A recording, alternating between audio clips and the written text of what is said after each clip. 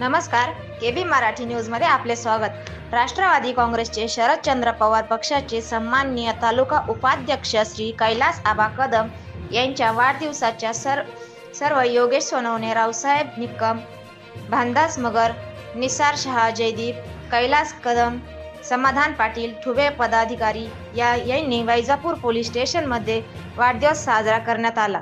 यावेळी वैजापूर पोलीस स्टेशनचे निरीक्षक सत्यजित ताईतवाले साहेब यांनी कैलास आबा कदम यांचा सत्कार करून यांना पुढील वाटचालीस शुभेच्छा दिल्या। मराठी न्यूजसाठी मुख्य संपादक संदीप गायके यांचा रिपोर्ट।